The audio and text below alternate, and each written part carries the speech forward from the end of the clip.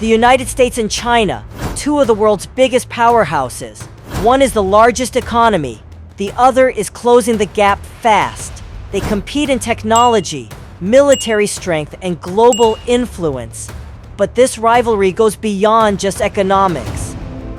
Have you ever wondered, aside from their fierce competition, these two nations share something surprisingly in common? Just take a look at the map. Nearly identical in size, stretching across the same latitudes. So vast that both span multiple time zones. But is this just a coincidence? Or is there something even more fascinating behind it?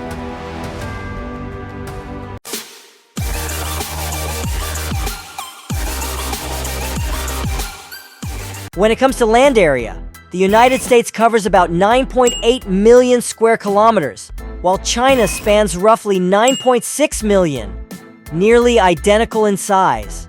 That makes them two of the largest countries in the world, second only to Russia and Canada. Have you ever wondered, what would it look like if we overlaid the US and China on a map? Surprisingly, most of their land falls within the same latitudes. Even though they're separated by the vast Pacific Ocean, many cities across both countries mirror each other geographically.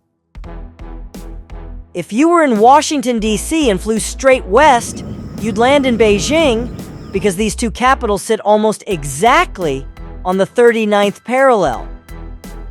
Moving further south, if you took off from Guangzhou and headed east, chances are you'd touch down in Miami, Florida. And if you go even farther north, imagine standing in Minneapolis, Minnesota. You might as well be in Harbin, China, since both cities sit around 45 degrees north. But it's not just latitude. Longitude also plays a fascinating role. Both countries stretch incredibly far from east to west. China spans from 73 degrees east to 135 degrees east, while the US extends from 67 degrees west to 125 degrees west. Did you know that the distance from New York to Los Angeles is about 4,500 kilometers? Meanwhile, the journey from Beijing to Kashgar in China's Xinjiang region is around 4,000 kilometers. That means that if you fly directly from the west coast to the east coast of the United States, or from Beijing to the far western cities of China, the flight times are almost the same. And this brings us to a key factor that impacts both nations: time zones. With such vast territory, China should technically have 5 different time zones, just like the US, which has 6 official ones, or 4 if we only count the mainland. But in reality, China operates on just one single time zone, GMT plus 8. That means whether you're in Beijing or Tibet, the clocks show the same time.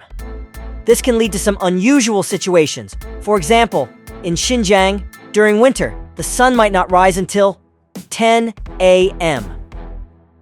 Meanwhile, in the US, time zones range from GMT minus 5 to GMT minus 10. So, while someone in New York is having breakfast at 8 a.m., a person in Los Angeles is just waking up at 5. These differences shape how both countries function, economically, administratively, and socially. But, what do you think? Is China's single time zone more practical, or is the US system of multiple time zones the better approach? Let me know in the comments. If you've ever visited the eastern United States or eastern China, you might have felt right at home. These two regions not only share a similar climate, but also feature strikingly similar ecosystems. Both countries have a fertile eastern region with temperate and humid subtropical climates.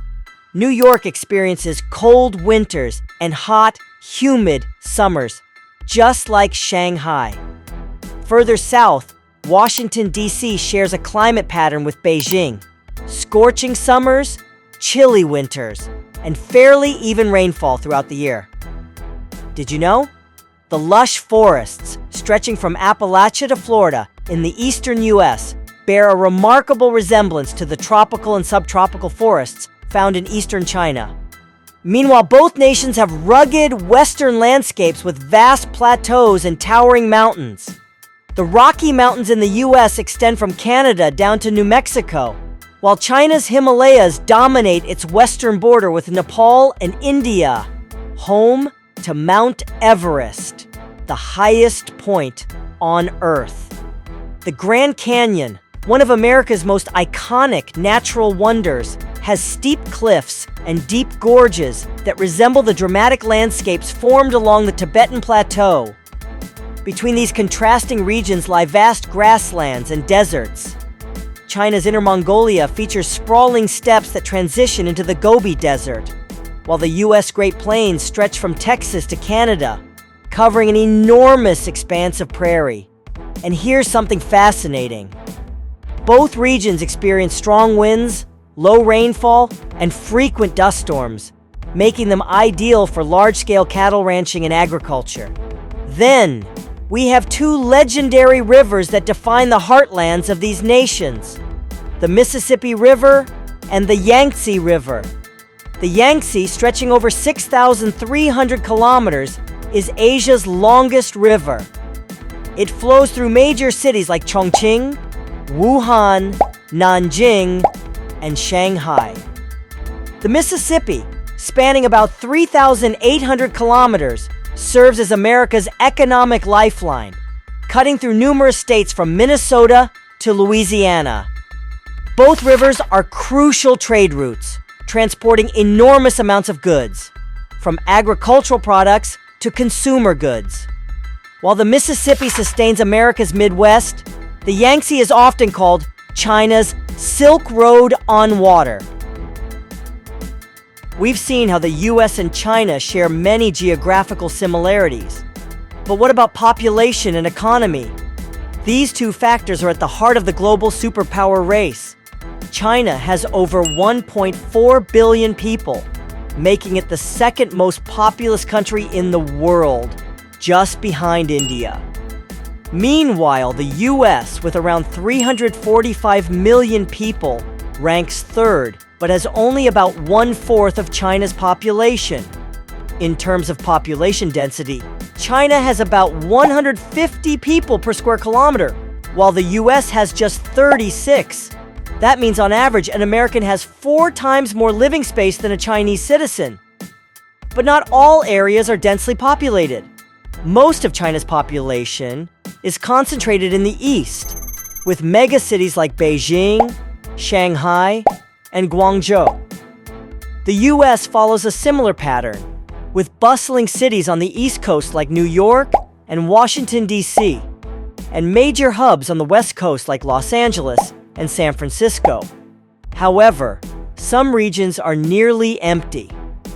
Tibet, despite its vast size, has only about 3.6 million people, averaging just 3 people per square kilometer, making it almost deserted.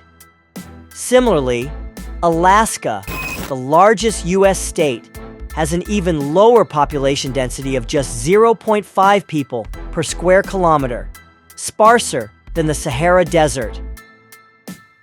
When it comes to economic power, the U.S. and China are the world's 2 largest economies. According to the IMF, the U.S. had a GDP of about $28.7 trillion in 2024, maintaining its position as the world's #1 economy. Meanwhile, China's GDP stood at around $18.5 trillion, still second, but closing the gap rapidly. Notice the trend? Back in 2000, China's economy was only 1/8 the size of the US. By 2010, it had grown to 1/3, and now it's just about $10 trillion behind. It wouldn't be surprising if in the future, China's GDP catches up or even surpasses the US, cementing its place as the world's leading economy. So, where is the money flowing? Both countries have their economic power concentrated along coastal regions. In the US, economic giants like New York, California, and Texas drive growth. In China, Shanghai, Guangdong, and Beijing serve as major financial hubs.